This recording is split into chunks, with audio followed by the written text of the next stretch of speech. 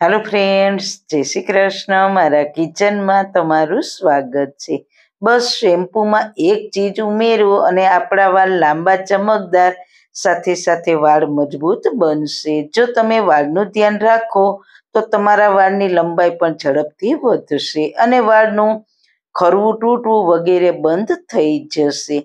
जो तमारा वाळ खरे छे, तूटे छे, झड़पथी लंबाई वधती नथी तो આજનો વિડીયો તમારા માટે ખૂબ જ ઉપયોગી છે। વાળની બધી જ સમસ્યા દૂર થઈ જશે।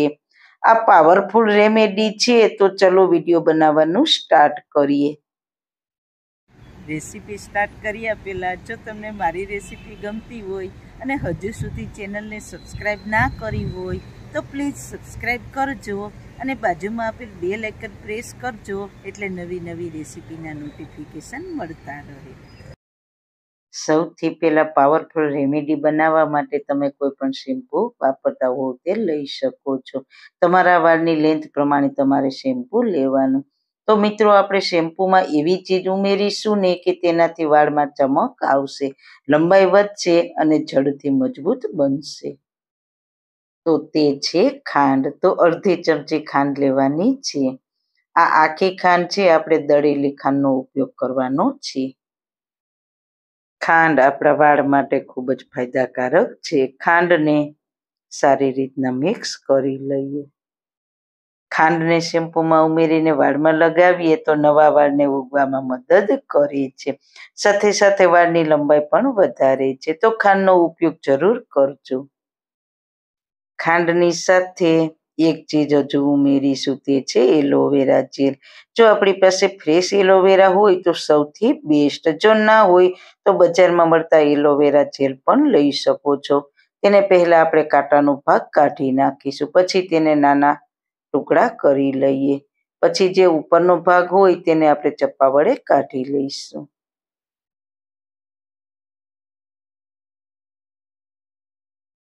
ત્યારબાદ આ રીતના ચમચીથી આપણે પલ્પ કાઢીશું, એટલે એકદમ ઝડપથી અને આસાનીથી નીકળી જશે।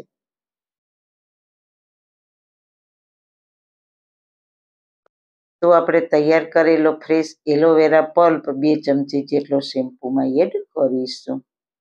એલોવેરા વાળ માટે ખૂબ જ ફાયદાકારક છે। એલોવેરાથી વાળમાં બહુ સરસ ચમક આવશે, વાળ તૂટતા બંધ થઈ જશે। ત્રણેય ચીજોને સારી રીતના મિક્સ કરી લીધી છે।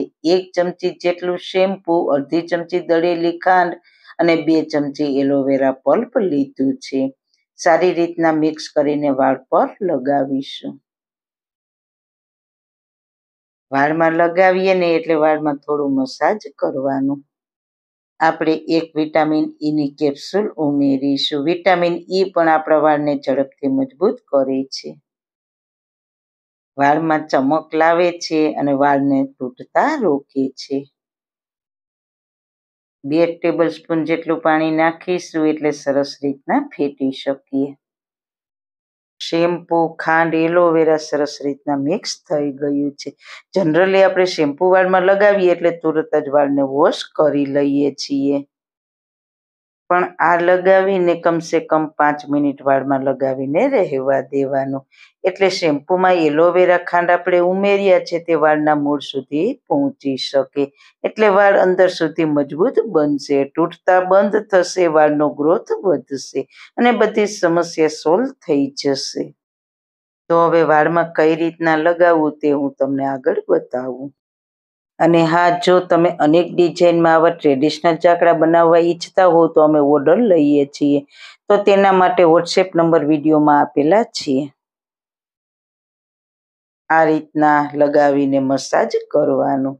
જો 5 મિનિટ લગાવીને પછી વોશ કરશો એટલે એટલી ચમક આવશે કે એટલી ચમક તમે તમારા વાળમાં ક્યારેય જોઈ નહીં હોય। અને હા, વાળમાં લગાવીએ ત્યારે આ રીતના મસાજ કરીને લગાવવાનું, લગાવીને 5 મિનિટ રહેવા દઈને વોશ કરવા। વાળ એકદમ શાઇની અને સિલ્કી થઈ જશે। આ રેમેડીને વીકમાં 2 વાર મિત્રો જરૂર કરજો, એટલે તમારા વાળ તૂટતા ખરતા બંધ થઈ જશે। વાળ છે ને તે ઝડપથી વધવા લાગશે।